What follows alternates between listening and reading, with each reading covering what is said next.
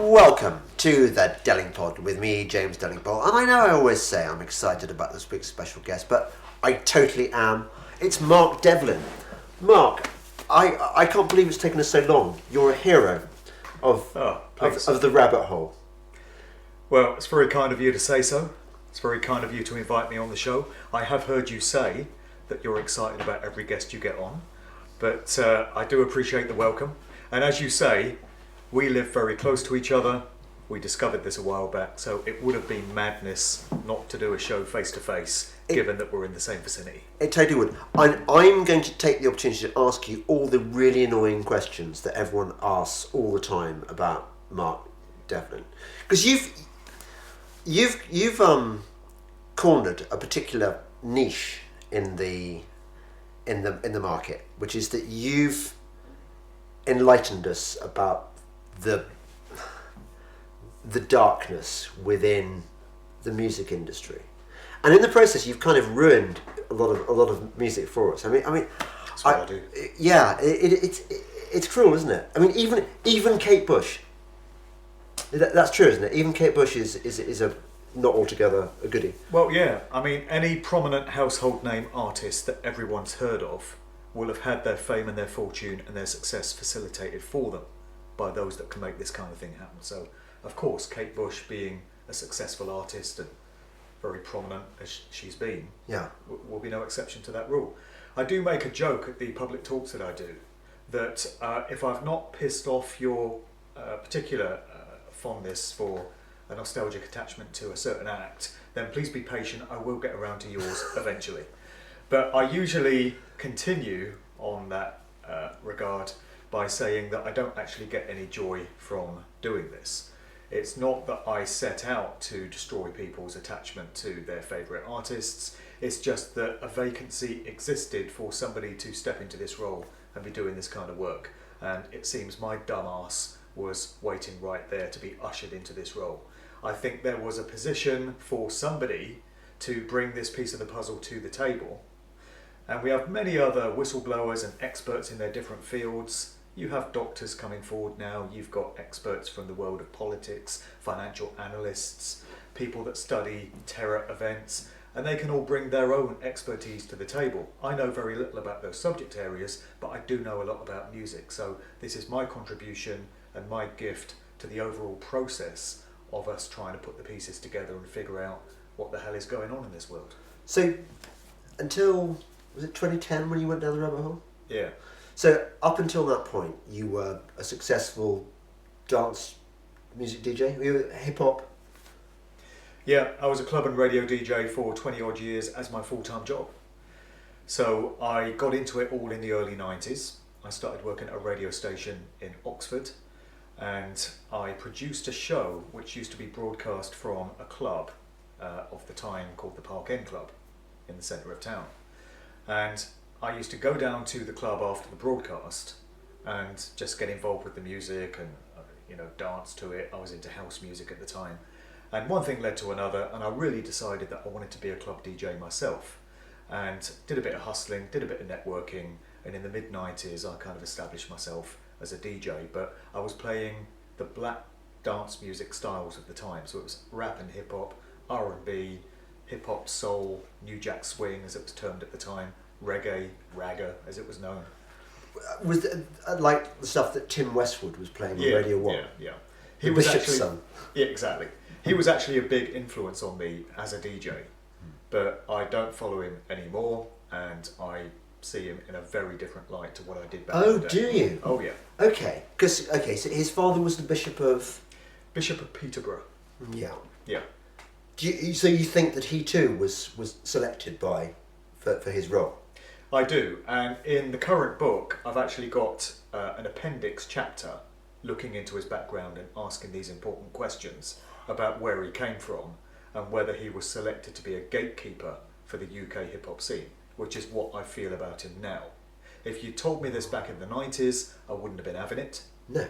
And I probably wouldn't have been the DJ that I was if he hadn't given me my start in the game in terms of being an influence and getting me into that style of music. But as we've discussed in a separate chat, the universe places us right where we need to be. Yeah. And it's clear to me now that my main role in life was not to be a DJ. It was to be doing this work that I'm doing now. That was a preparatory period that got me the skills and the experience that I needed to bring to the table for what I'm now doing. Very interesting. There were lots of things I wanted to do in life. I wanted to be an archaeologist. I wanted to be in the SAS at one point. I wanted to be a barrister. Definitely at one stage I wanted to be a DJ. And I imagine that being a DJ is great, apart from the hours. Horrible hours. Yeah. How did your sleep patterns get completely disrupted? Oh, totally, yeah. My body clock is shot to pieces. I mean, when you're a younger man or lady, you can handle these things. Yeah. So when I was in my 20s, it was no problem. And I can remember I used to do a residency at a club in Cardiff in the late 90s. It was called Late Night Flavour. And it was a club called The Forum, and it ran all night till 6 in the morning. And for some reason, I got both the first set of the night kicking off at 10 o'clock and the last set from 4 till 6 in the morning, and a big gap in between. So I would DJ till 6 in the morning and then drive home, 2-hour drive to where I lived, and go to bed at 8 o'clock on a Sunday morning and sleep all day. And in the winter months, I was going to bed just as the sun was coming up, and I was getting up as the sun had gone down. So I never saw daylight. It was a totally nocturnal experience. You were basically a vampire. Yeah, and that to me now is horrific. Just imagining living that way at the point in life that I'm now at. I like daylight. I like vitamin D from the sun. But back then, I seemingly was able to cope. So before we get down the rabbit hole, I want to find out a bit of your previous life, and about DJ. Now I've got you. So what's the appeal? I imagine it's the sort of power you have over the people on the dance floor. You can manipulate them. You can generate highs and euphoria and stuff. Is that? Yeah. And pull women as well if you're successful, which I never really was, but. Surely even a mediocre DJ can pull. Well, you can pull a few, because they think the DJ is God. You don't necessarily get the hottest girl in the room, but you can usually go home with someone if you set out to achieve that, But I've likened the DJ's role to that of a religious priest or somebody presiding over a congregation in a church. Very much. And there's a lot of parallels. The altar is the DJ booth, and the priest is the DJ. Yeah. You've got the command of the crowd. You can whip them up into states of euphoria. Yeah. You can control their thoughts and their emotions at a whim. I mean, all it takes is for a DJ of superstar status to be up there at some festival with 10,000 people in front of them. They can start clapping their hands like this, and you can have 10,000 people out there mimicking your actions. Yeah. That's an incredible amount of control to have over a large number of people. So big responsibility comes with that, of course. And if it's misplaced responsibility, it can be steered off in some very nefarious directions. Yeah, no, I see that. I'm just trying to think of the upsides, the other upsides. Terrible hours. Yep. Lots of drugs, should you wish. Lots of drugs. I never actually did drugs myself. Did you not? No, I stayed away from all of that. Did you not ever take E? No. Never done E in my life. So I was the one peeled off his face in front of your DJ booth, and you were Mr. Chewing your face off. Yeah, you were Mr. Straight Edge. Well, I was, yeah, and I think that's all down to me liking control over my life and things that I do. Fascist. I don't like the idea of not being in control of things. Yeah. And that's why I've found the past couple of years so personally difficult to deal with, because I used to be a planner. It's just part of my nature. I'm quite an impeccable planner and preparer. Right. So I usually have the next 6 months of my life mapped out in the diary, so I know where I'm going, what I'm going to be doing. Last couple of years, none of us have been able to do that. Yeah. And I've found that difficult to deal with because of the level of control I normally have over my life. And I think that's probably why I never did drugs, because I never knew what the outcome would be. Right. I don't like surprises of that nature. That's interesting, yeah. Well, but of course, it would have been a lifesaver as well, because I imagine that if you've got drugs on tap all the time and you're taking them, it's soon going to become a problem. Yeah, I've got many friends from back in the day whose lives are a mess now. Yeah. as a result of all the drugs they did back in the Yeah. 90s. But it's an interesting thing because while I've never done things like and manufactured artificial stimulants, Yeah. at this stage in my life, I'm very open to the idea of doing entheogens. What, so DMT and stuff? Is that? Yeah, Yeah. ayahuasca and such. Yeah. You know, if I got offered an experience like that Yeah. in the right conditions, with a shaman present, Yeah. and just with everything as it should be, Yeah. I would actually be very open to that now because of the journey of self-discovery. Well, you'd that see I the grey hear man. that leads to. Yeah. They all see the grey men, apparently. Oh yeah. Yeah. Everyone who's done DMT sees the little grey people. Okay. Because there are these parallel. I gather. So yeah, very interesting that you think, and I don't doubt it, that you were selected on a kind of in my own case I call my holy mission from God, and you were on a similar mission to inform. I've heard loads of your podcasts, and the where you talk about how everyone in the industry is compromised, and you refer to weird scenes inside the gold mine where we learn that the whole Laurel Canyon crowd were essentially children of high-level military figures or CIA. They were plants, weren't they? Yeah. Well, the work of Dave McGowan that you're referencing there casts a very different light on where these musicians came from, because we're entrained in society to imagine that successful musicians just wrote some really good songs, came up with a few really good guitar riffs, put a band together, jammed, practiced, played a few gigs, worked their way up the ladder, did a bit of hobnobbing and networking, got signed a record contract, and went on to these incredible levels of success. But my research has shown me that this is not the case. And if you get up to those lofty heights whereby you're a household name to the point that everyone's heard of you, that can only be facilitated by the forces that control these industries. You don't get to stumble your way in randomly to that kind of position. So it happens either by virtue of the bloodlines that you come out of, because family bloodlines are very key to this whole story. Different generations of certain important families are given roles in society where they can have great influence over large numbers of people. So it could be in the world of politics, it could be in the world of law or finance or big business, but equally it can be in the world of entertainment. When you think about the huge numbers of people that a successful rock musician or a Hollywood actor can actually have. Now, that amount of influence and sway over that number of people is never something that the controllers of organised society would leave to chance. They want their own occupying those kind of positions, the chosen ones. Right.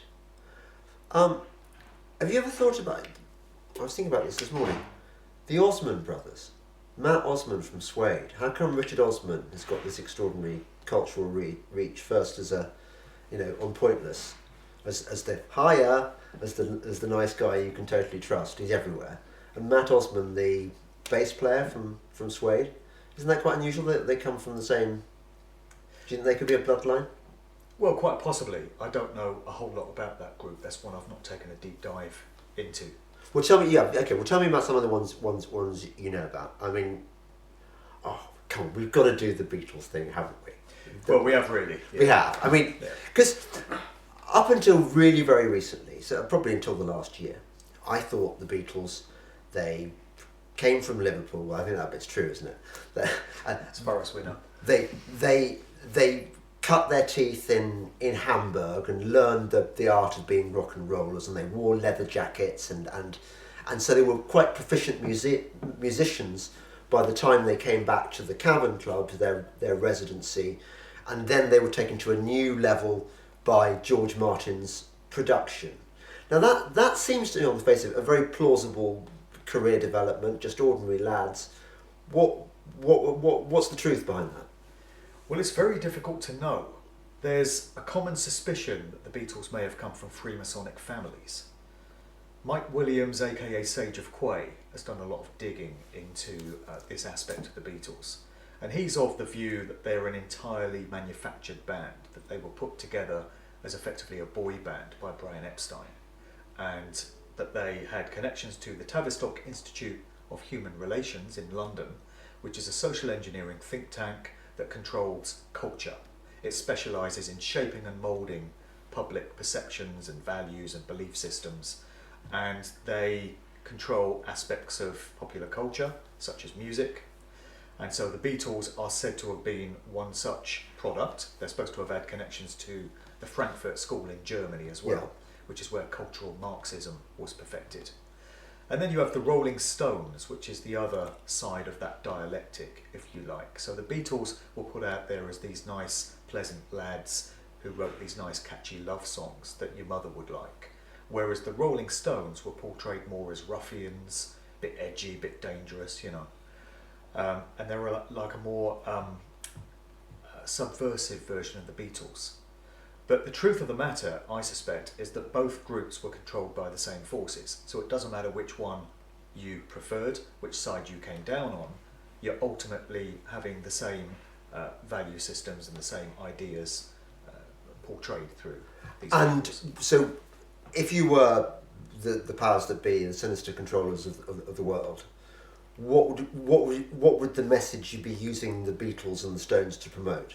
Well, they both promoted drugs. Yeah. So the Rolling Stones very openly, you know, Keith Richards and Mick Jagger were busted in quite a high profile. Yeah, the case. Marianne Faithfull Yeah. one, who breaks a butterfly upon a wheel. Yeah, Yeah. yeah.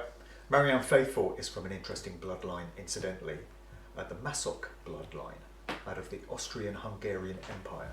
And that's where we get the term sadomasochism. Okay. That's where Marianne Faithfull comes from. And she's got military connections as well. You know, her dad, Major Glyn Faithfull, was quite a high-ranking military officer. So it's yet another example of what Dave McGowan was talking about in terms of all these musicians coming from these important families with connections to the military. But the Rolling Stones were pushing drugs. The Beatles, in their latter period, were pushing drugs as well. Yeah. So they underwent a very noticeable change, beginning around about 1966. So prior to that, it was all songs like She Loves You, I Want to Hold Your Hand, innocent, pleasant songs. Then in 1966, they started to get wildly creative and experimental with the likes of Tomorrow Never Knows. Then in 1967, you get Sgt. Pepper's Lonely Hearts Club Band, a Magical Mystery Tour. And it's all happening at the hands of George Martin, their master producer. Yeah. So he completely changed their sound Yeah. and brought in these grand orchestras and all these different layers of production.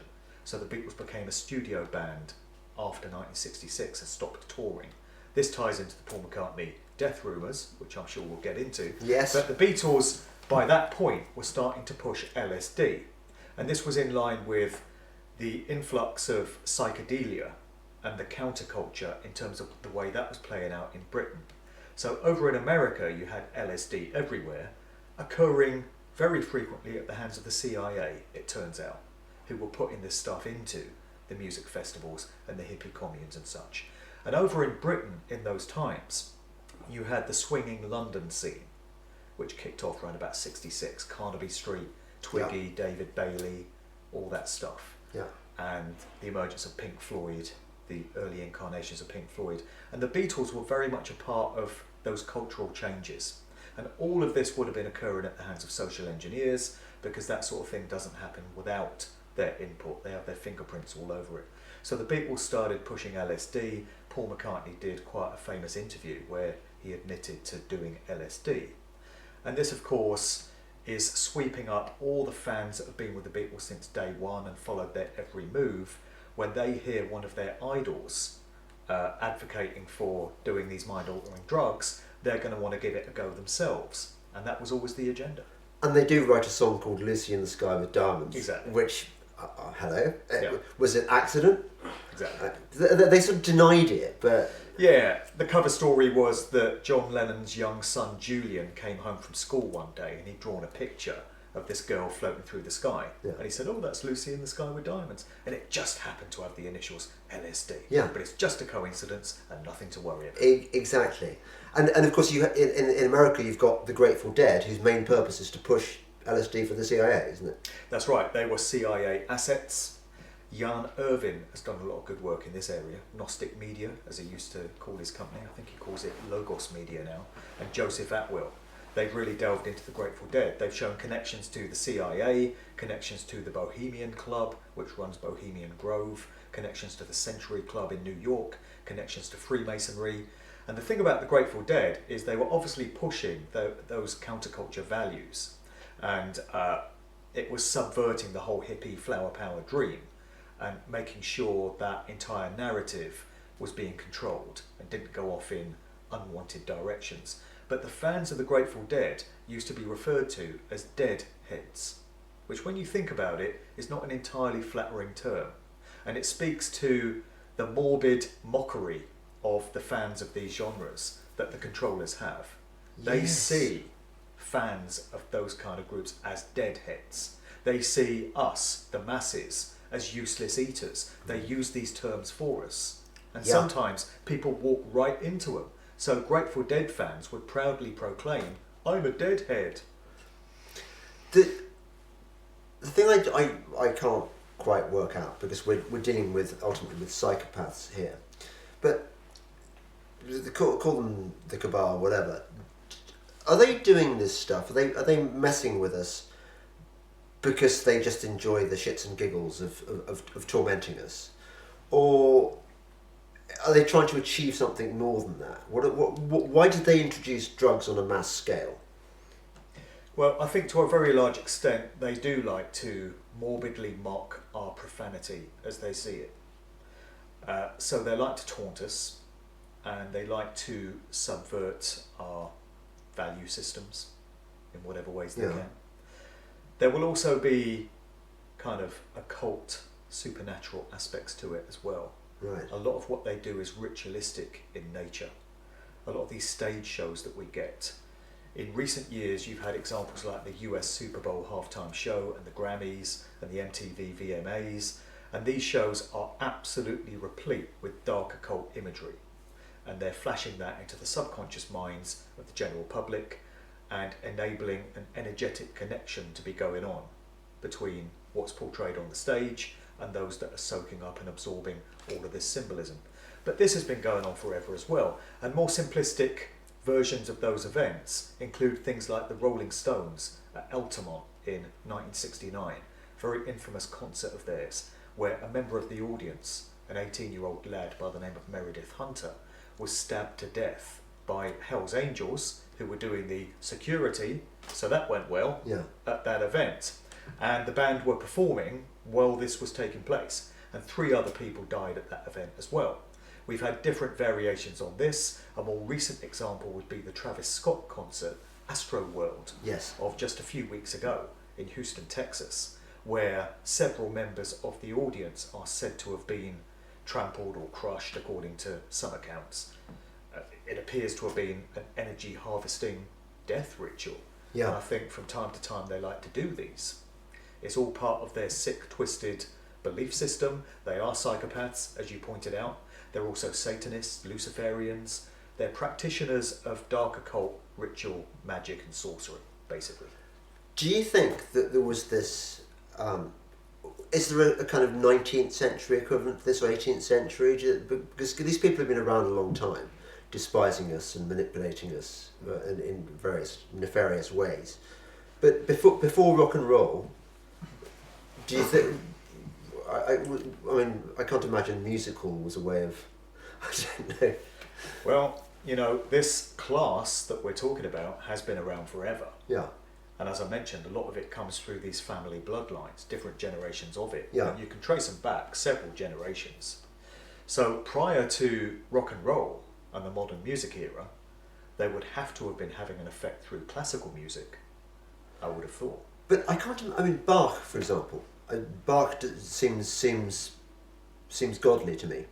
Well, you probably know a whole lot more about classical music than I do. I've not taken a deep dive down the classical music rabbit hole, so I can't claim to be any kind of authority on it. Yeah. But I know that a great many of the prominent classical composers would have been Freemasons. Right. Mozart, Beethoven, you know, I think many of these were acknowledged Freemasons. Right. So there you've got a connection into that secret society fraternity network. And that's all about oaths of allegiance, the keeping of secrets. Yeah. keeping knowledge away from the profane masses and within the confines only of the chosen few who were deemed worthy of having that knowledge. So that would have been happening back in those days, and if classical music was the prominent vehicle of the times to be having an effect on the public, large numbers of people, I can only imagine that various ways would have been found of using it for those means. I have come across the use of the tritone, which is this period between notes that's supposed to be a period between notes in a composition that's said to be 3 whole tones apart. And it's said to have a very discordant effect on the listener. It was known as the devil's interval back in previous eras. Right. And it was banned by the Catholic Church because of the effect that it seemingly had on people that were on the receiving end of it. It's supposed to be so dissonant and so discordant in terms of this difference between the notes and in terms of what the mind is expecting to hear next, that it completely throws you off track and it plays havoc with your consciousness and with your bodily well-being. So that's the tritone, and I know that had some applications in aspects of classical music. Right. I imagine the tritone's still used fairly regularly. Oh, it's bound to. Modern, the music of the last decade, it's really gone to shit, hasn't it? I was a music critic for about 25 years, and I watched new genres coming in like drum and bass. So it's not like I'm averse to developments in music, but I just listen to the stuff now, and I'm like one of those stereotypical dad who says, "Turn that record." It's awful in so many different ways. Yeah, I sound like my own dad now. I say to my kids, "Turn that garbage off," and I can hear my dad 30 years ago. Yeah. Except when he was saying it, the music wasn't garbage. Yeah. But it is now. I know Well, when you maybe get, it was garbage. Maybe it was show. someone of his generation would have considered the music I grew up listening to as garbage. Yeah. In the same way that I consider the music my daughters listen to as garbage. There is going to be a generational thing there, because music is created for certain generations, and it pits one generation against the value systems of the older generation. But yeah, who can really deny that music in the last 20 years and certainly 10 years has gone completely down the shitter? Yeah, It's it has. straight garbage. And it's garbage by design. It's not that music makers have got lazy. It's not that they've run out of decent songs to write. It's not that creative abilities are lacking. It's all done systematically. It's by design. It's been made to be garbage because it's fulfilling certain agendas. And the stuff now that passes for so-called hip-hop, this is probably the best example we have in terms of a genre. Because I listened to rap and hip-hop, I played it on the radio, I played it in clubs in the 90s. And you compare what was around in that decade. I mean, we mentioned Dr. Dre earlier. You can just take something like Dr. Dre's Chronic album, or the stuff he did with Snoop Dogg. Compare that to what is being pitched out there as so-called hip-hop now. It's just, they're just galaxies apart. It's unrecognisable. And what is it? Is it the lack of decent hooks? The lack of, is it lyrically poor? Is it what's the?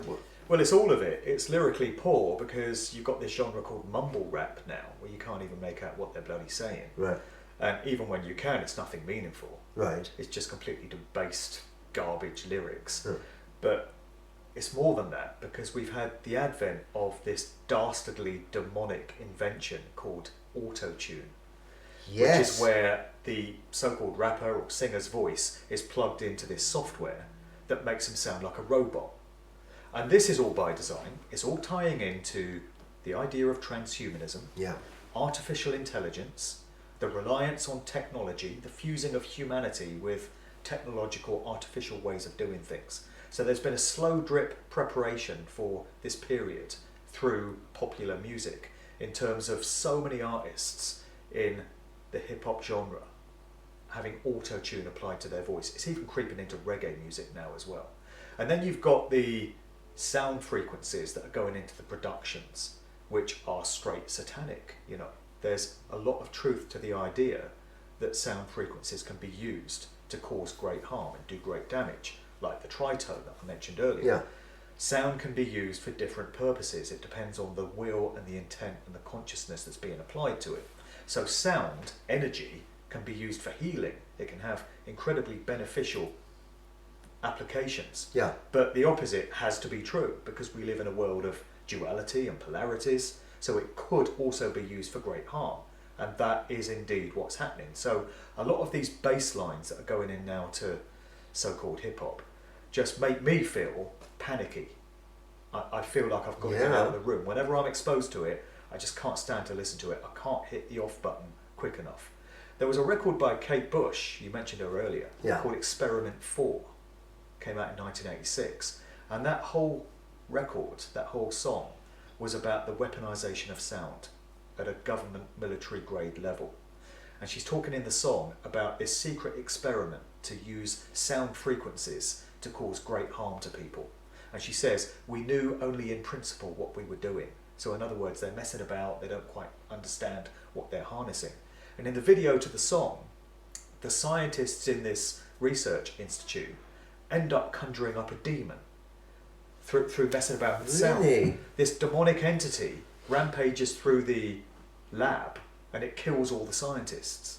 So isn't it interesting that Kate Bush made a song about that? And I would suggest that she came from the kind of family background and moved in the kind of circles where she would know damn well that this stuff is real. Well, so what do you know about her family background then? What?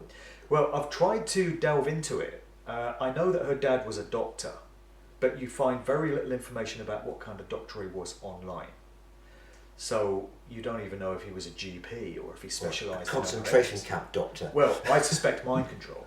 Right. I suspect that he specialised in mind control programming. That's just my personal there is some weird vibe you get from those albums with her brothers as well. There's a sort of You've got one of her brothers, James Carter Bush, and I was looking at this morning actually. There's some photographs of a young Kate in her pre-fame years. And he brought out a photo composite album a few years ago consisting of family pictures of young Kate. And in so many of these early pictures, he's right there behind her, like keeping a watchful eye and presiding over everything. So some people feel that he could have been a handler from, a very early age in her life, and that she was being groomed for a career in popular music from a very young age. She's said to have taught herself piano at the age of 11. And she's said to have written over 100 songs by the age of 13. And then she's said to have been discovered by Dave Gilmour of Pink Floyd, who got a recording time at EMI Studios in London, the famous studios that the Beatles recorded at, with Jeff Emerick, the engineer who presided over many of the Beatles recordings, handling her recordings, which is a bit of a lucky break for an unknown teen, isn't it? Yeah. To go from obscurity to those kind of connections. Do you want to check the time and? Okay, well we're good for the moment. Okay. Yes, because here's the thing I don't understand, and maybe it's hard to know exactly how does it work. Because look, all the music that we love, that we're talking about, Bowie, Kate. I love Kate Bush's albums. The Sensual World, the one with Army Dreamers on it, and Never Forever. I love it. It's great music. Just fantastic. So the idea that all these people are just manufactured, it goes against one's instincts that these are genuine artistic talents who've, through sheer brilliance, have flowered and bloomed, and we get them on our records. Yeah.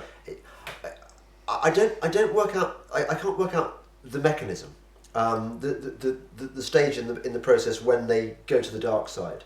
How does it work? A lot of them are lifetime actors. This is a concept I came across in the course of my research. Lifetime actor is a term that was coined by Joseph Atwell, who I mentioned earlier, the author and researcher. And it refers to somebody that's put out there in the public eye as a musician, as a politician, as an actor, somebody that's going to become famous. And they're thought of in that way. But the truth of why they're there fulfilling that role comes from the family bloodlines that they emerge from, or the affiliations that they have. So they're tapped for success early on. And lifetime actors get to attend the very best schools, the very best foundations. So they go to RADA, they go to the Brit School, which is where so many musicians get their training. So when money is no object, you can buy the very best training. You can become the very best musician, the very best singer-songwriter, the very best actor, so that when you're ready to embark on your career path, you've got all those skills and all that experience intact. A lot of them do have genuine talent, certainly. You know, Kate Bush, a wildly creative individual, nobody can deny this. A lot of these bands that were manufactured, or that I suspect were manufactured, were great musicians. I love the Beatles music, their songs are fantastic. I love the Doors music. We know that Jim Morrison of the Doors came from a very suspect background, with his father being the admiral that was involved in the Gulf of Tonkin incident. But the Doors still made great songs, as far as I'm concerned. Pink Floyd the same way. So they have great musical talent, and that's the reason why they become so successful, because the public laps them up. But in terms of why they've been placed there in the first place and how they gain that exposure to the public, those are the important questions. Yeah, well, it's, for example, our babysitter when the kids were younger was Florence Welsh from Florence and the Machine. Oh wow, okay. And Florence used to come round to her house and used to love my record collection, you know, because I had a huge CD collection. And I asked her, you know, how are you getting on at school? What are you doing now? You're doing your GCSEs, doing your A-levels and stuff. She never talked about music, hardly ever. But then her dad, I think, or somebody tipped me off that she'd been doing some really good early stuff, and I listened to her first the one about the Kiss. I forget now, but I could see that she was going to do well. But what I don't understand is at what point, you know, so she's demonstrated early talent. You think she might have been a lifetime actor? Well, I'm not saying everyone in the industry is a lifetime actor. You know, many of them are. I certainly feel that many bands and many artists come up in the game in an organic grassroots fashion. So they do write a few songs, score a few gigs, but there comes a point where they get spotted by those in the industry are on the lookout for fresh talent. Yeah. And if they feel that this band or this artist fulfills certain criteria, they might then make them an offer and say, you sign this contract with us and we'll elevate your career into the stratosphere, you know. Yes. And some say no at that point. I've got a friend who in the 90s was part of a boy band, and they were evidently on the right path towards major success. And they had a meeting with a major record label and a very prominent manager in the industry. And they were offered this deal whereby they would be rich and famous, but it came at a very heavy price. And it fell outside of the sexual preferences of my friend. Okay. So at that point, they said, no, you're all right. And they walked out the door, and that was it. I think Michael Obernicia tells a similar story of when he was offered success. I think it was in the Comedy Game he was talking about.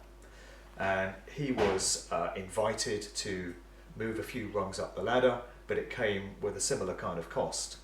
I think he said he was led, the guy in question said, I'm going to show you something in the next room, but you must swear on your life that you will not divulge what you're about to see to anyone. And Michael said, actually, I don't think I will. Walked out the door, that was the end of it. Lucky escape. So, obviously, the bare minimum is you have to sleep with fat, sleazy executives, is that? Or conduct certain favours for them. Sexual favours. Right, okay. And how much of the satanic stuff do you think they're introduced to at that stage? Well, at that stage, I think not too much. I think that comes further in the game. I think a lot of these groups sign that contract because they're so gassed up, they're so excited about the idea of becoming famous and earning all that money and having yachts and mansions, that they're only too quick to sign the contract. But once they have, it becomes apparent what it is they've signed up for. And sometime down the line, they'll get exposed to the satanic nature of the industry, and they'll come to realise that it is run by dark occultists who adhere to ritualistic practices and belief systems and such. Yeah. And it's the same in Hollywood, it's the same in the world of television from what I hear. Yes. And, a very interesting thing is that I've been able to discern all this stuff from my research, and I've kind of always skirted around the periphery of the music industry. So I've never really been part of the furniture. I wasn't signed to any record label. Yeah. I didn't really work for any major corporations. And I think it's so much easier to research an industry when you've not been part of the nuts and bolts mechanism of it. Yeah. So a few years ago, I did a talk at the Glastonbury Symposium, and I was exposing the music industry and talking about these different aspects of it. And once I'd finished, the organiser came up to me and said, "Do you know who was in the audience for your talk?" I was like, "No, who's that?" He said, "Van Morrison." He came in the back and sat there with his glasses and hat on, and then he slinked off at the end of the talk. And some years later, I caught up with Van Morrison. I had a phone chat with him last year because I wanted to applaud him for the stance that he's taken to the Convid nonsense, and being one of so few household names to stick his head above the parapet and provide any kind of resistance or alternative take on what we've been asked to believe. So I had a chat with him, and we talked about him attending my talk. And at the time, he seemed very shocked and very surprised at some of the things that I was revealing about the satanic nature of the industry. And I was thinking, how can someone who's been 4 or 5 decades in the industry have not seen this? Yes. How can he not know about this? And I think sometimes you can be so close to something that you don't see it. You have so much invested in that industry and your part in it that you don't see some elephants in the room that other people might see that have no dog in the race. Yeah. You're just observing from an outside perspective. I think it's easier for me to pick up on these things than somebody that maybe has worked within the industry machine. And that's what's made my work so interesting. And I also think it would have been so much more difficult for me to be doing this work if I had become part of the industry furniture. So if I had been affiliated to one of the major corporations. I was listening to Mark Passio recently doing an interview with Sean McCann, a good friend of mine. You familiar with the work of Mark Passio? I think I saw a video where he showed that all the modern pop hits are based on the same 3 chords. Was that him? I think that's probably someone else. Oh, but okay. Mark Passio is a former dark occultist. He It must be a different person. Okay, yeah. Yeah, he used to be a part of the Church of Satan. Right, oh yeah. And he's now come out, he said he had an attack of conscience, and now he spends his life teaching natural law principles and the mechanisms of the universe, consequentialism, cause and effect, human consciousness. And he's devoting his time now to uplifting and enlightening humanity. He's turned his back on all the dark stuff. But he said that during his time in the Church of Satan, he only achieved a relatively low level within that organisation. And so when he decided he wanted to leave and have no part in it, the overlords were only too happy to let him go. They made no attempt whatsoever to stop him. And he told them, "I'm going to expose what I've found in this organisation." And they said, "Good luck, because you'll spend the rest of your life bashing your head against a brick wall, because people will never believe you." But they didn't try to stop him. This is the important point. And he said in this interview that I heard, that if he'd moved a few more rungs up the ladder to become a high priest, or to go above that, and then he tried to leave, they wouldn't have let him leave. Right. So there are levels to this. And if you know where the bodies are buried, to coin a term, they won't let you go and communicate that stuff, because you might take the rest of them down with you. But if you're very low level, they'll let you spend the rest of your days talking about this stuff. And I was relatively low level in the industry, which is why I've pretty much got a free pass to be talking about all this stuff. And it's very fortunate, because if I'd moved a few more rungs up the ladder, I wouldn't have been allowed to be doing all this.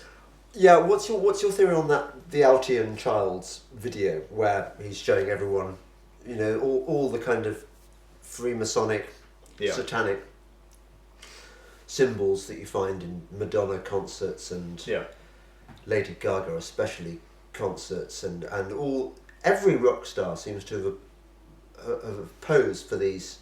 They do.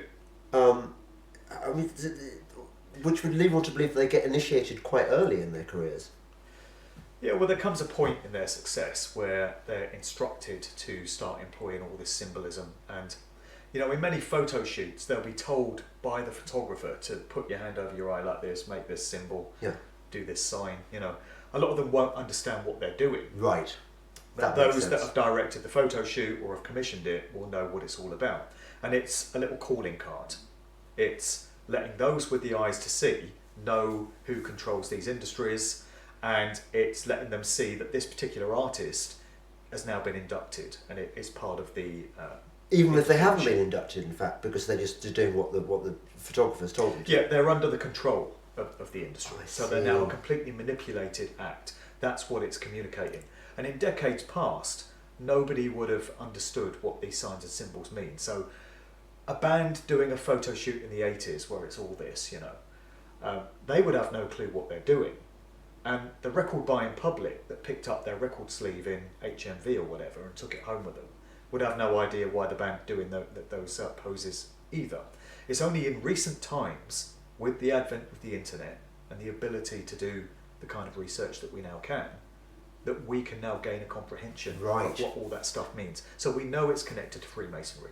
We know it's secret society, mystery school symbolism. Yeah. We know that it's all about oaths of allegiance and keeping of secrets. It's all about their satanic, morbid mockery of the profane masses. We know all this now. The cat is out of the bag. Have you seen that photograph of Jimmy Stewart? The young Jimmy Stewart. What's he doing?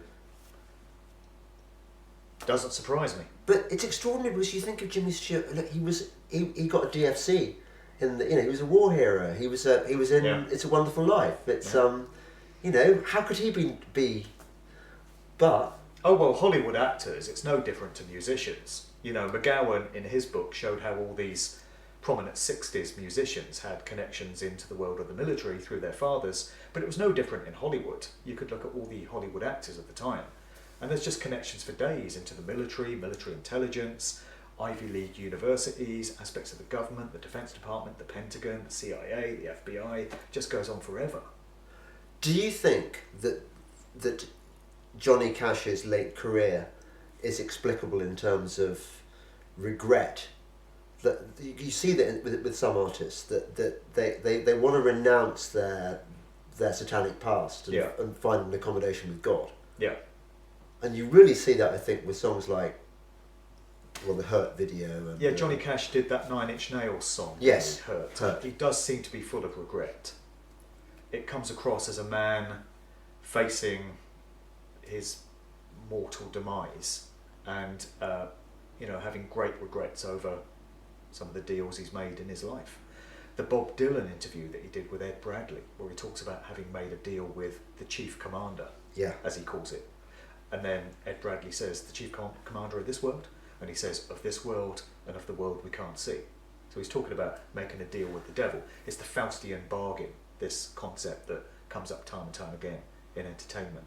And I think we've seen an aspect of an artist of advanced years considering his own mortality and regretting what it is he's been a part of in recent times with Eric Clapton. Yes. So Eric Clapton has made some public comments expressing his deep regret over having taken the... Do we mention it? Do we mention the word? Oh, what? Well, yeah, go on, say it. What the sheep farm lads call the arm spear. The arm spear, yeah. The triple dart finish. So Eric did this documentary with Oracle Films where he's going into his experience at the hands of the arm spear. And he's saying that he was sort of coerced into taking it by his doctor because he's of a certain age and there's been this pressure in society to go out and get one of these arm spears. It's the responsible thing to do, don't you know? So Eric went out and did that, and then he fell very ill. He had some very adverse reactions to it, Couldn't play the guitar. including not being able to feel his hands. His hands went numb, and he feared that he would never play guitar again. So he's very open about this in this film. Yeah. And he did a song with Van Morrison called Stand and Deliver, where he's criticising the outrages of these lockdowns that have been introduced and just criticising the entire official stance on the C word. And he's done another song along those lines as well. And Eric is coming across to me as a man who is trying to atone for some of the things that he's done in his past career. Yeah. Because there's a few episodes in his career, such as his young son Connor fell to his death from a window This is a in thing. a skyscraper. isn't it, that often these celebrities, be they rock stars or actors, lose siblings or children or... Yeah. What's that about? Well, many researchers feel that in exchange for engineered success in a certain career line, the participants are required to give up their firstborn children as a sacrifice, as a blood sacrifice. I go into this in my Musical Truth Volume 1 book in quite some detail in terms of how the idea of blood sacrifices in exchange for fame and fortune play out. And I've given many, many examples of what appears to be this dynamic. But one thing that was interesting to me researching this is that it's not just in the world of music that we get this. You get it in the world of politics as well. And there were 3 successive British Prime Ministers, Tony Blair, Gordon Brown and David Cameron, and they all lost their firstborn children. Whoa. In the case of Blair and Cameron, I think it was a firstborn son, and with Gordon Brown it was a daughter. But I find that quite interesting. What are the odds of that happening mathematically to 3 successive British Prime Ministers? You know, that's great misfortune, and one incident of that would be tragic enough, but it happens with 3 successive PMs. It's quite interesting because this is a kind of satanic inversion of something you see a lot in the Bible. You get injunctions, I think, to what is it in Proverbs? Honour the Lord with thy substance and with the first fruits of... I can't remember how it goes, but there is a tradition, isn't there, in the Bible of your firstborn is God's, but you don't have to sacrifice him. But in Satan's case, you do. Right. I think, for me, my understanding of everything you say has been deepened by realising that the devil is not an imaginary thing. He's real, and black magic does enable you to get the trappings of this world, to get sex, drugs, rock and roll, and above all, power. It's real. So you can see why when these people sell their souls at the crossroads, they do in return get their side of the deal, which is that they get worldly success. Yeah. And they get dragged off to hell at the end of it. But And they're quite open about it. Many of them, you know, they express regret. Kanye West had a line in one of his freestyles where he said, I made a deal with the devil, it was a crappy deal, at least it came with a few toys like a Happy Meal. And it's not just firstborn children that many of these artists seem to lose. Often it can be family members like mothers. And in Kanye West's case, it was very close to his mother, Donda. And she died very unexpectedly. She went in for some cosmetic surgery and she died on the surgeon's table. And that's what prompted Kanye to make his album 808s and Heartbreak. oh, okay, He which, also- which I like and you don't. Yeah. He also split with his fiancée of the time, Alexis Pfeiffer. And he's said to have gone to a very dark place as a result of these 2 events. And he did some soul searching, and that's what caused him to come out with 808s and Heartbreak, which to me is a very dark and disturbing album, and it's full of auto-tune. It is full of auto-tune. You're right. I was thinking when you just going back to the auto-tune thing, I suppose Kraftwerk have a lot to answer for, because Yeah. they were the sort of beginning of us embracing our inner computer, weren't they? Our inner... Yeah. They were the pioneers of transhumanism in music, really, Yeah. and they inspired so many other artists through the use of synthesizers. But they were pushing the sort of imagery we're getting now through artificial intelligence back in the 1970s. They were forerunners of all of that. You know, they inspired Daft Punk, who've kind of carried that on. And you can think of many of these synth acts that came out. Jean-Michel Jarre even. And Gary Newman. Emerson, Lake and Palmer messed about with synths. Gary Newman. And then all these new romantic synth pop bands of the 80s. It all stemmed from Kraftwerk. And when they do interviews, they all pay tribute to Kraftwerk for sparking that interest. And have you looked into the Kraftwerk background with it? I need to do more on Kraftwerk. Yeah, I need to look into them some more. I think yeah, I in think terms you of do. who they are. I was thinking also, Nick Cave's son died tragically. Yeah. And Nick Cave's quite an interesting case because you listen to his music, his lyrics, steeped in the language of the Old Testament and sort of red right hand, and which is always appearing in the Bible in one Right. form or another. Right. But I'm presuming there aren't any. Oh, well, but Christian rock doesn't do very well, does it? Well, no, and I'm wondering where all the Christian rock artists have been these last couple of years. Because we've had, or we're living through, the biggest attempted genocide and population reduction in the history of humanity. Yeah. Yeah. If ever there were a time that the voice of musicians and artists of all creative pursuits was needed, it's now. Yeah. So my questions include, where are all the punk rockers that are supposed to be anti-establishment? Yeah. Where's all the acid house ravers from back in the day that were partying illegally and sticking it to the establishment? You know, where are they? Because they claim to be against, these values. Where's all the rebellious rock artists, heavy rock guys? And where are all the Christian artists Wear a striper. who are supposed to stand for moral value systems Yeah. and to oppose evil and presumably tyranny and things of this nature? So where are all of these musicians? What's the point of having a public profile and having a following in the millions if you're not going to use it at a time when it's needed more than any other? Yeah. I can't speak for the DJs, but I can speak for the people who are off their faces on pills in fields, because I was one of them. And I reckon we've actually been better than most. I mean, the kids have been absolute crap, the 20-somethings.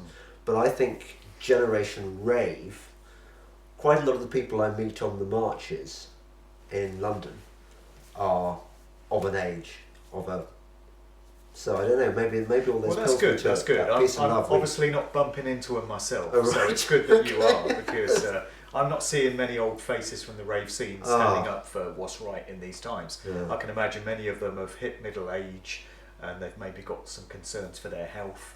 Maybe their mental health isn't as great as it could be as a result of what they used to get up to back in the day. But yeah, if there's a few of them out there, that's a good thing, because what I'm observing around me is people of my kind of age, Generation X, going along with this whole thing. Yeah. Yeah. And as I've said in a few protest rally speeches that I've done in recent times, we are the generation that's going to have to turn this shit around, because nobody else is going to do it. So that responsibility falls on our shoulders collectively. Totally. We have to be up to the job. We have to, because the future of humanity and our children and our grandchildren, their welfare depends on the decisions that we make and the behaviours that we employ in these times. I couldn't agree with you more. There are no white hats. No. President Trump is not going to come and save us with his surprise election turnaround victory. No.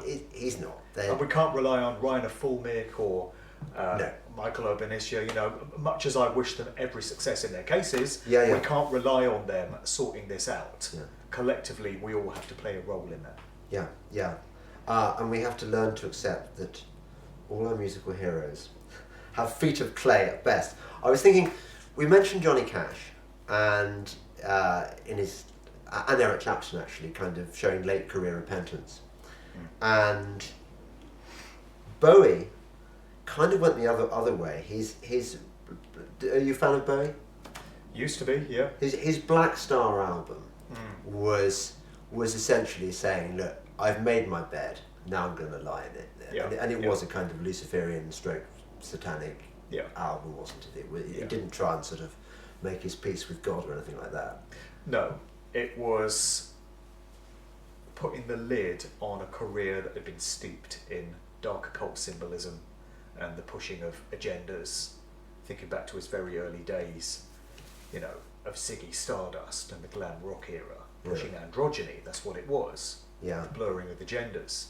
And it was one of so many agendas that we've seen pushed through music over the years. He played his role in that. Yeah. I loved his music. I thought he was a creative genius in the same way that Kate Bush is. The Black Star album was very dark, as you say, and it had all the overtones of a man preparing for his own journey into the next world and accepting that his mortal life had come to an end. Yeah. But whether it did or not, kind of remains in doubt because a lot of people feel that David Bowie may not have died at the time we're told that he did in January 2016. That really was an unfortunate year for musicians, wasn't it? Because you had David Bowie in January, George Michael turns up dead in bed on Christmas Day of 2016. You had Prince, died in April of that year, and so many other musicians. Yeah. But when it comes to David Bowie, a lot of people feel that... Do you remember that Sky News interview? Have you seen that? Where they wheeled out that guy, Jack Stephen? Not the one where we're talking about the internet, a different one. Yeah, this was a Sky News bulletin on the day after we're told David Bowie has died. Okay, yeah. And they bring out this guy by the name of Jack Stephen. And he's said to have been a music industry executive that Bowie used to work with back in the 70s. And he's given his tribute to Bowie, and he's saying, "It's as if a little part of me died when I heard the news." Now, the interesting thing about Jack Stephen is, first of all, there's virtually nothing about him on the internet. There's one other video that I've been able to find. And in this video, he looks completely different to how he does in the Sky News Bulletin. The striking thing about him in the Sky News Bulletin is he looks just like David Bowie. He looks like you could imagine Bowie to have looked if he's undergone a bit of a makeover, combed his hair down, removed his contact lens or had his dodgy eye fixed, you know.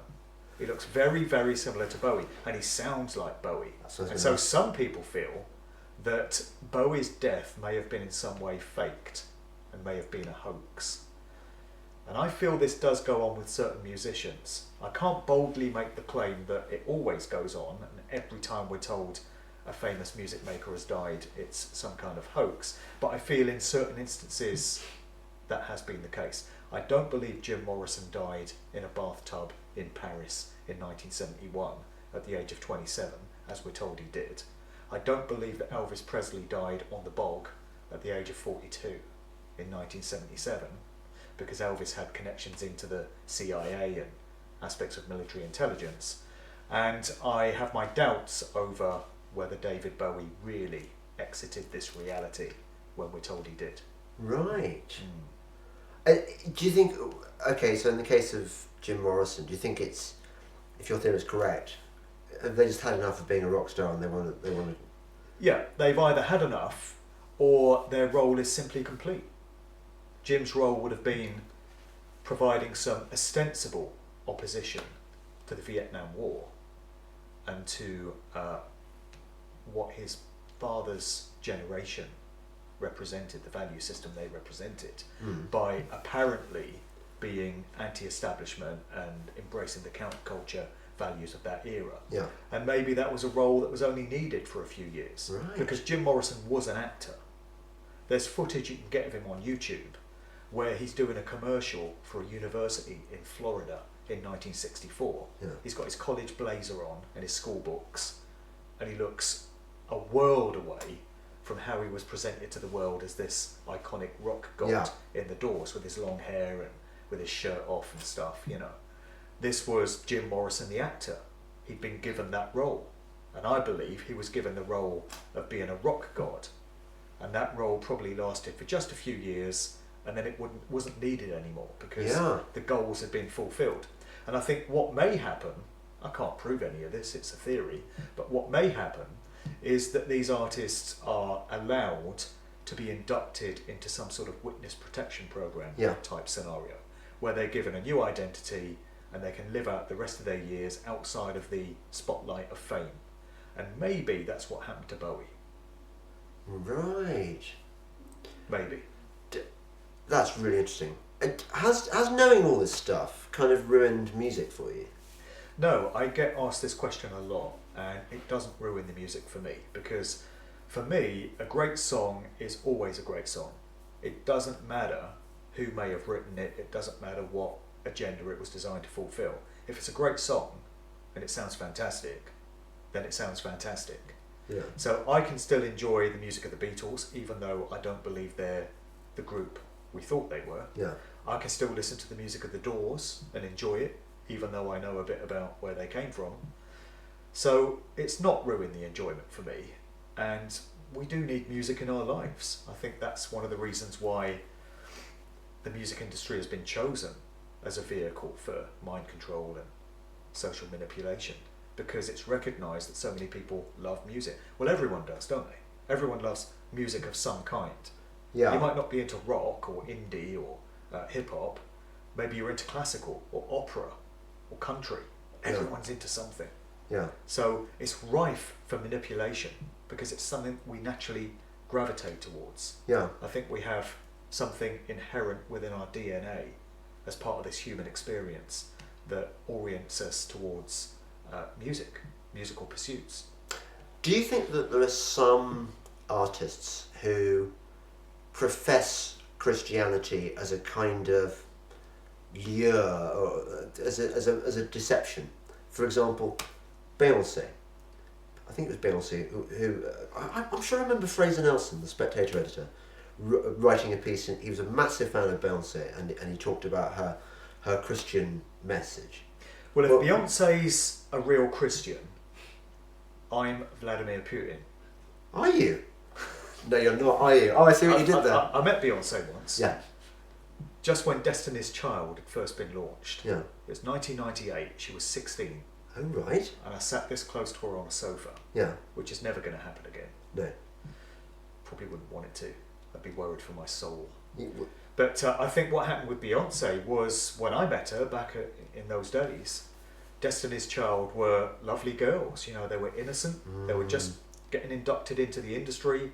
And there came a point in Beyonce's career where she, you know, went over to the dark side as a condition of her fame, or possibly due to the family that she came out of, because her father, Matthew Knowles, had a very controlling influence on her career, very similar to Joe Jackson with Michael Jackson, a very overbearing father. what about Britney Spears' dad? Yeah, same way. And the conservatorship, Yeah. which smacks of mind control. Yeah, MK Ultra and Monarch. Exactly. But yeah, your question about Christian artists, the most fake Christian artist of all Christian artists has got to be Cliff Richard, right? Sir Cliff. I mean, when Cliff Richard first came out in 1958 with Move It, he was modelling himself on Elvis Presley. He was like the British Elvis. He was, you know, gyrating his hips, and he was all sex appeal and trying to win the chicks over and all this kind of thing. Yeah. And then in the 1960s, he goes into his Austin Powers makeover, you know, and professes to be a Christian. Yeah. And starts making Christian music. So who really believes that that was a genuine conversion on his part versus a career direction that was dictated by those that managed and controlled him?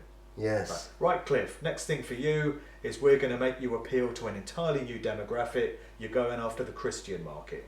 So we want you to look like this, Right. make songs saying this, say this in interviews. Do we really believe Cliff Richard's a Christian? Do we?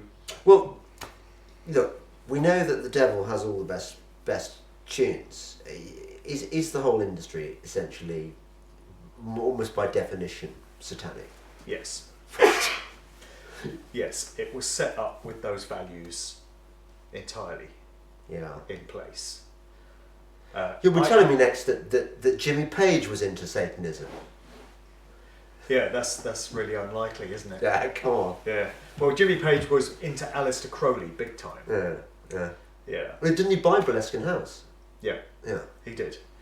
Yeah, Crowley's gaff on the shores of Loch Ness in Scotland, scene of many a ritual and seance and paranormal experience. Jimmy Page bought that house in 1971 and sold it in 1991. Such was his obsession with the works of Aleister Crowley. Yeah. And Page was into occult practices. That crops up on many Led Zeppelin album sleeves. He also bought a bookstore in London dealing with arcane literature from the occult.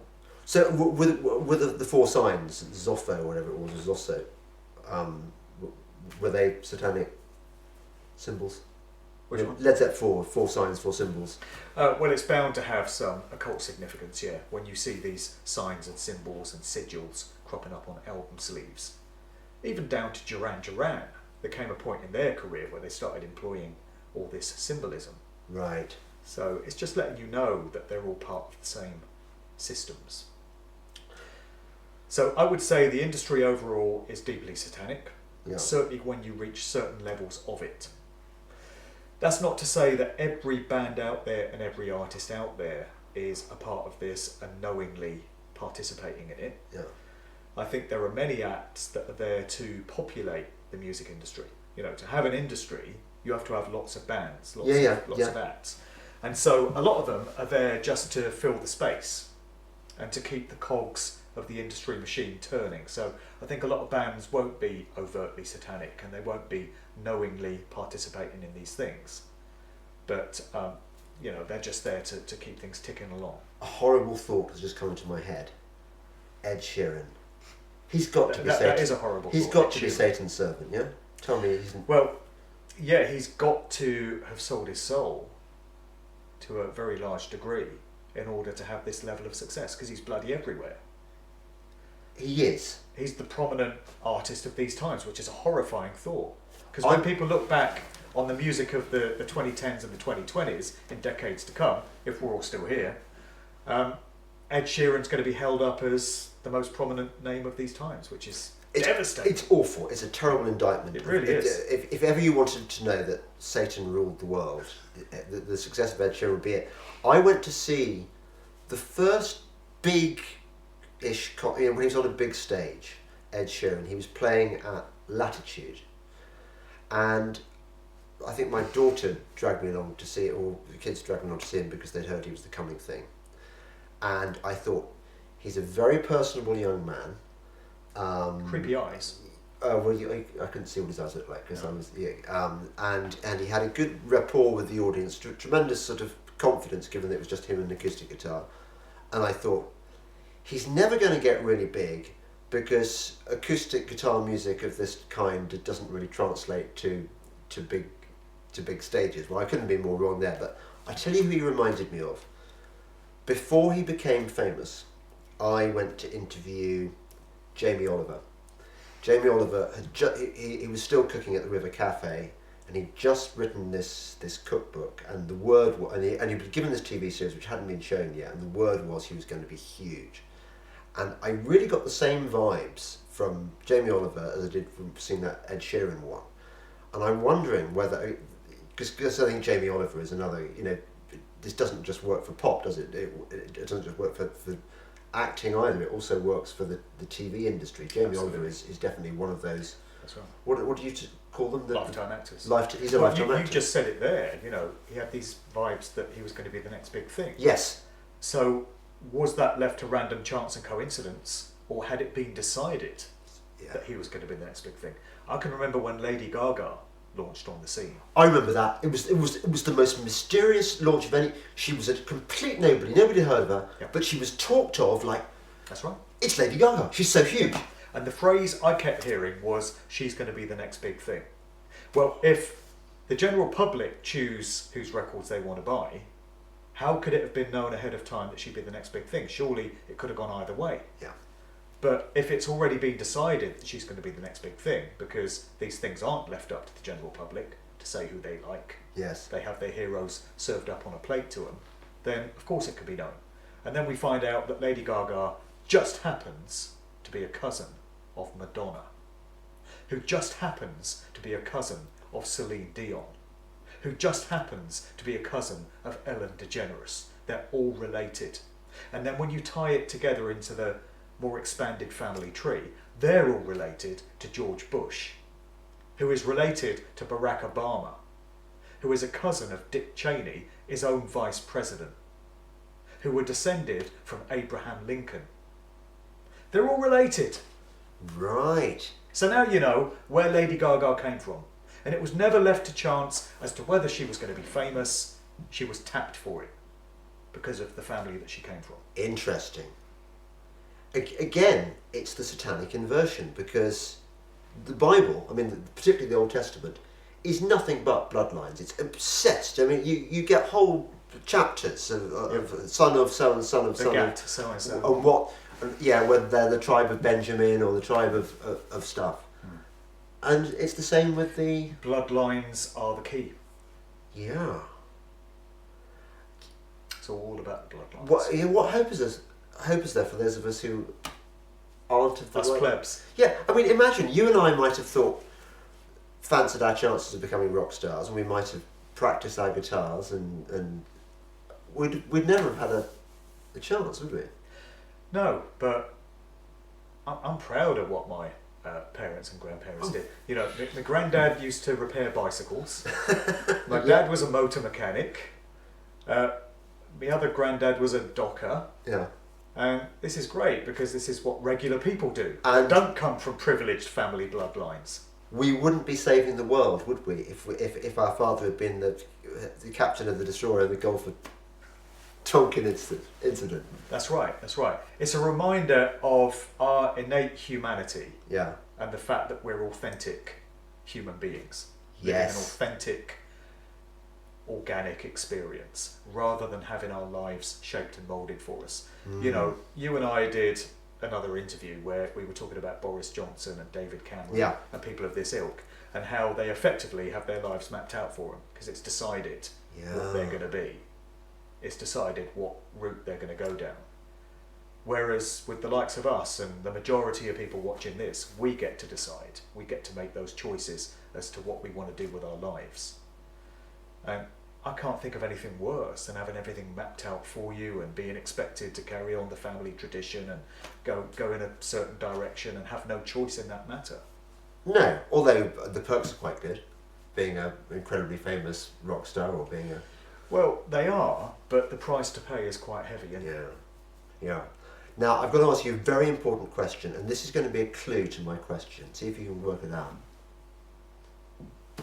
Okay. You're going to ask me about Paul McCartney, aren't you? Funnily that, yeah. Yeah. Is he Paul? What do you want to ask me? Well, you know, Is he alive? No, I want the 101, because I really don't even know what the theory is. So Paul is dead and got replaced by the original Paul McCartney got replaced by a fake Paul McCartney who was called Billy Shears. Billy Shears. Yeah. Okay. So in a nutshell, the conspiracy theory is that the original biological Paul McCartney died in 1966. According to most accounts, it was in a car crash.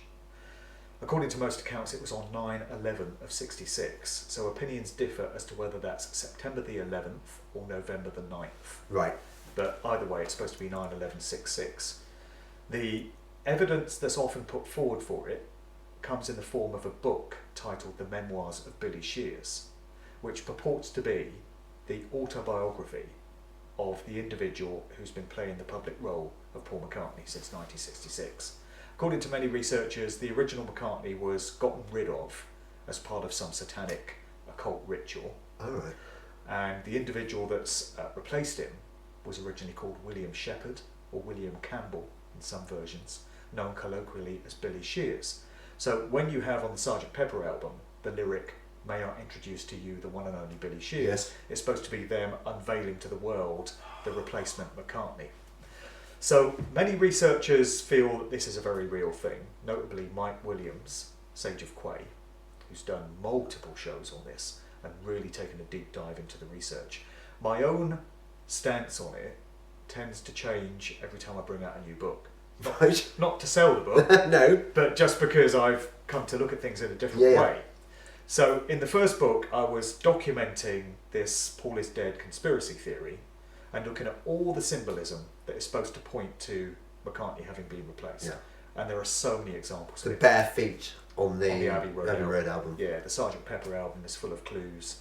It's been in record sleeves, it's been in music videos. There are many Paul McCartney music videos where there's more than one Paul that appear. Right. Pipes of Peace, Spies Like Us, Wonderful Christmas Time, which is supposed to be clues as to the fact there's been more than one Paul. My stance on it now is that yes, there has been more than one Paul McCartney. So there's been more than one individual that's been served up to us as Paul McCartney. And it's quite obvious to me, looking at the photographs, looking at the video footage, that it's different individuals. But does that necessarily mean that Paul McCartney died in 1966? Well, it doesn't. It could well be that the McCartney we have today is the original biological Paul, but at some point in the timeline, for whatever reason, they inserted a different McCartney in. So we're looking at different people. So we know they use doubles of famous people. Doubles of world leaders and politicians are used all the time. And so it's not too much of a stretch to assume they could have been doing that in the music world as well. Yeah. So there may well have been more than one John Lennon more than any other famous artist. Yes. Maybe they got the one Paul McCartney to do the really shit, embarrassing stuff, like crap. Paul Frog McCartney chorus. wrote Obladi. He wrote the Frog Chorus. Yeah. I Wonderful mean, Christmas Time. Wonderful. Yeah, exactly. Yeah. Ebony and Ivory. Crap. Paul had his work cut out. He also wrote the Liverpool Oratorio. Yeah. And then you had good Paul, who wrote what? Let It Be, and Yeah. Hey Jude, Yeah. Lady Madonna, all that good stuff. Eleanor Rigby. Yeah. He would have written. Yesterday, yeah. Yeah. It is a very deep and complex subject, and I wonder whether the individual that most people think is biological Paul, looking back to the 1960s. So, oftentimes Paul McCartney had a fatter, rounder face when you would see him, and he was shorter than the other Paul. The Paul that we had at the time of Sgt. Pepper, who did that interview about LSD, was taller and had a longer, thinner face, and to me is an entirely different individual to the other one. And people seem to think that the taller Paul with the longer, thinner face is the imposter. But what if that's the real Paul? And what if the one with the rounder, chubbier face is the one that they inserted in for a time to be the double? So I wonder if it's that way round, and if people may have got it twisted. Because there's evidence to prop up all of these arguments. Yeah. You can find it if you're looking for it. I wonder who's. Well, the daughters must know who their dad is. Well, everyone must know that's in But McCartney's. this is the close. thing. How do they keep this stuff secret? Well, you get the same question about how the perpetrators of 9/11 were able to keep it secret. People say, oh, if that was a conspiracy, somebody would have blabbed, somebody would speak about it. But it's compartmentalisation of information, isn't it? A need-to-know basis. And then when you get into the realms of the music industry, populated by the likes of Paul McCartney, you're getting into Freemasonry. You're getting into secret societies and the keeping of oaths, swearing of oaths, where you swear not to divulge secrets upon pain of death, apparently. So that would be a pretty good incentive for somebody keeping their mouth shut. Yeah. And when it comes to the McCartney situation, Heather Mills, Paul's second wife, made some very interesting comments in a couple of TV interviews in 2007. One of them was for TVAN in Britain, and the other one was for Access Hollywood in America, where she said words to the effect of, she's discovered a devastating secret about somebody she's very close to, somebody she thought she could trust. And she said, she looks to the camera and she seems to be addressing this person, and she says, keep me safe because I have a box of evidence that's lodged with somebody, and if anything happens to me, this is all going to come out. And she says she feels deeply betrayed, and she's not talking about infidelity. So what could that mean?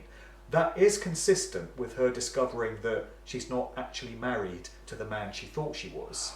She thought she'd married Paul McCartney, she's married somebody else. It is consistent with that, but it's also consistent with her discovering something else devastating about it.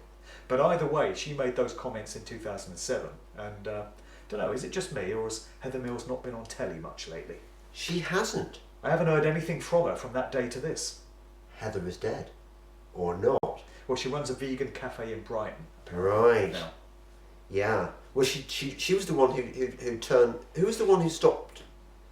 It was Heather, wasn't it? Who stopped Paul smoking dope. Apparently so, yeah. But maybe she picked the wrong Paul. Could have been.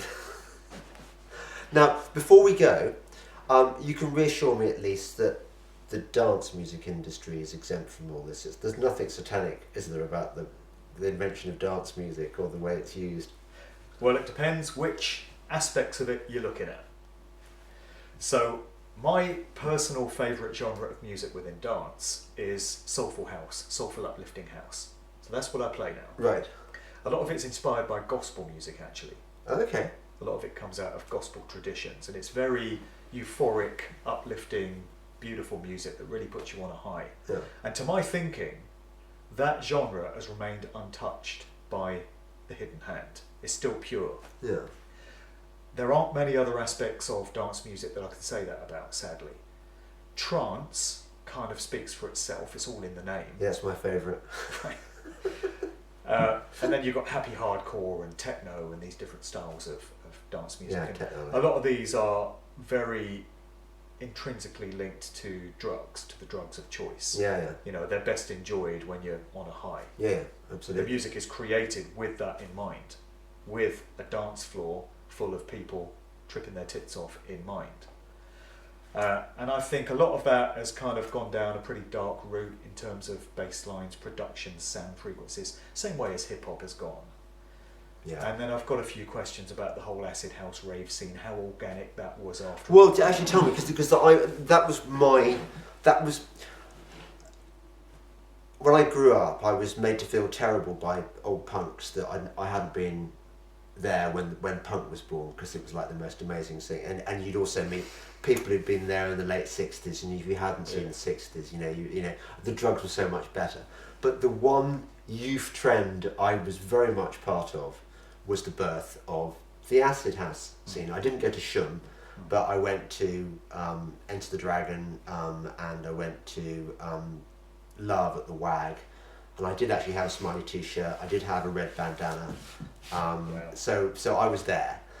And the story we were told was that the DJs went out to Ibiza, and they sampled the Balearic bells on there, and they played The Testimony by the Finny Tribe, and then gradually this mutated into, Danny Rampling, and Danny Rampling's one of us. He is. I've become good friends with Danny Rampling in the last couple of years. You know, in Musical Truth Volume 2, I asked a few questions about the acid house rave scene. It's like, did we actually witness a reboot of the 1960s counterculture for a new generation? Yes. Only this time you had ecstasy instead of LSD, you had electronic dance music instead of psychedelic rock, and you had these raves instead of these hippie festivals. To me, it was the same thing, just repeated 21 years later. It was even called the Second Summer of Love, after the first one. And all the visuals and all the flyers were the icons were from the 60s. Yes. So the official story is that these four DJs went out to Ibiza. It was Rampling, it was Oakenfold, it was Johnny Walker and Nicky Holloway. Yeah. And they supposedly had this amazing experience at Amnesia, dancing under the stars, doing this wonderful new drug and bringing all that culture back to Britain, started their own clubs. And as I say, I've become quite good friends with Danny Rampling. I did a show with him a few months ago. I bump into him at a lot of the London protests. He's always out there on the front line. He is one of us, as you say. And, Danny's take is that whole thing was very organic, grassroots. And after all, he was there and I wasn't. Yeah. So I am an outsider. And I'm not going to contradict anything that he's got to say. Yeah. Because to me, he seems like a very sincere individual. Got to know him quite well. Seems like a beautiful soul to me. Yeah. But you're about to tell me you've got reservations about the organic thing. I've got reservations about the scene. Yeah. So I certainly feel it was steered off in certain desired directions. And it led to the birth of the super club scene. So after the warehouse parties and the acid house raves in Fields, they eventually got outlawed, the criminal justice bill and the Castle Morton event and all this. And it was all to pave the way for the birth of the super clubs, Ministry of Sound, Gatecrasher, Cream, these sort of clubs, where everything was pushed indoors onto licensed premises on controlled terms. So you didn't have maverick promoters in a field with 10,000 ravers. Now it was all in a club that had to have a license and be monitored and all this kind of thing.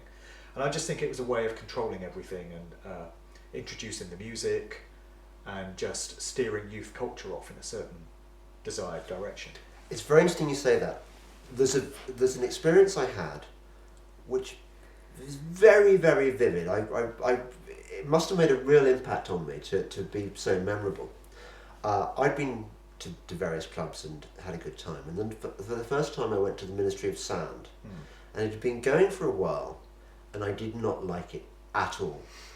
And I remember seeing Jamie Palumbo, who ran the Ministry of owned the Ministry of Sound, I think, created it. He's a baron now. Is he? Baron of Southwark. And he was standing on the balcony, and he was surveying the clubbers, and he was looking at us like we were useless eaters. The contempt.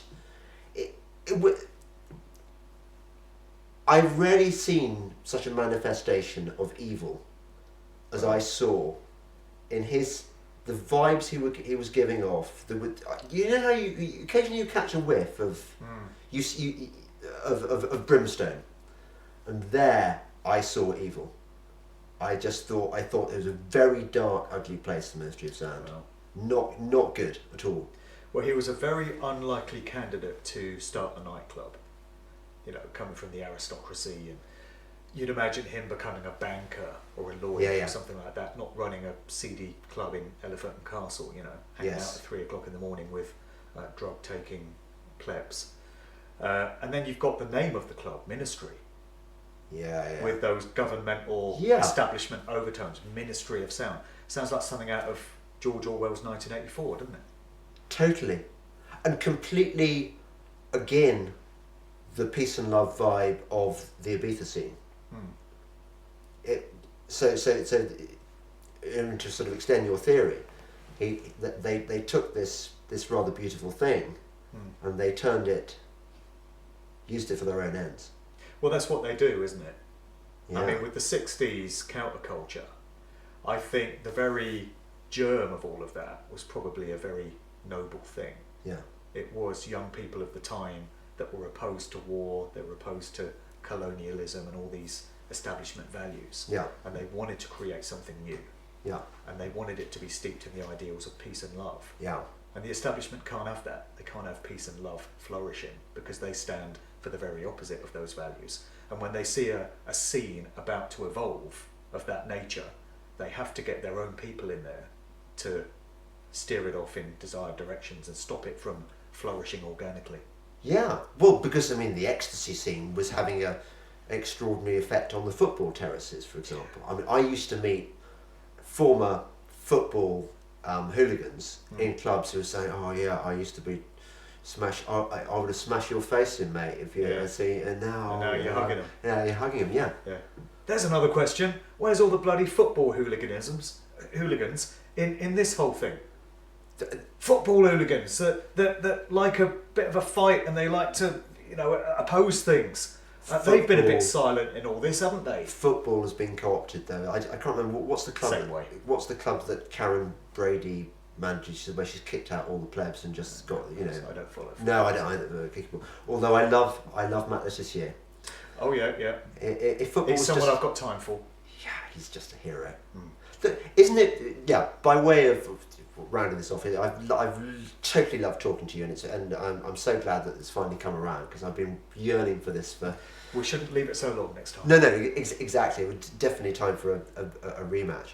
But it's so weird that people who've emerged as heroes of this. Who would have imagined that Right Said Fred would be the bastions of Gillian McKeith. What about Gillian McKeith, the poo lady? The poo lady becomes a bloody hero, an activist. Exactly. It's incredible, and it's people that shouldn't have to be doing this. It shouldn't be Right Said Fred that step up to be activists. It should be punk musicians and bloody dance music producers, drum and bass artists, rappers. Yeah. Where is Tricky in all this? Where's Goldie? Where's Public Enemy? Where's Chuck D? Yeah, exactly. Although apparently Kid Rock has done something good recently. Apparently. I've not heard. Oh no, I wasn't a fan. I don't even know what genre he does, but he's sort of rap/rock. But I don't really follow him. I think he's done a good ditty recently, which is on our side. Okay. Yeah. We'll take all we can get. Yeah. Well, exactly. I mean, can you imagine somebody of the ilk of Mick Jagger, or Elton John, or Paul McCartney standing up in the midst of all this madness and speaking out about it and opposing what's been going on? I mean, I know it will never happen. I'm not deluding myself to think that somebody's going to step forward of that ilk. But just imagine, Sir Paul McCartney steps forward and says, Convid is the biggest scam ever perpetrated on humanity. Yeah. The 3 dart finish is killing people. It'd be a game changer. There goes the agenda. The agenda's destroyed overnight, never to be resurrected again. Such would be the power of somebody of that nature. But the 3 names you've named, I mean, you might as well have named Lady Gaga and Madonna. I know. It's what we know. I'm just illustrating the point. Yeah, at least one of those is a catamite of the cabal. Just, I mean, It's never going to happen. They are totally. So because it's never self-concerned. going to happen, we have to take the Matt Letitiers and the Julian McKeiths and the Right Said Freds, where we can and find Eric Clapton. Yeah, Yeah, Van Morrison, it's not- Ian Brown. Yeah, We'll take who we can get. yeah. I'll have it. Ian Brown, definitely. I wish he'd come on the pod. He prefers to be. He doesn't do interviews, does he? No, he doesn't. No. He's quite tricksy. I think he might be quite. He might not be as relaxed as you. If one could get- Spiky. bit spiky. Yeah. Could be, yeah. We'll never know because he doesn't. No, we'll never doesn't know. do We'll never know. Anyway, I've really enjoyed it, and oh yes, there's the camera.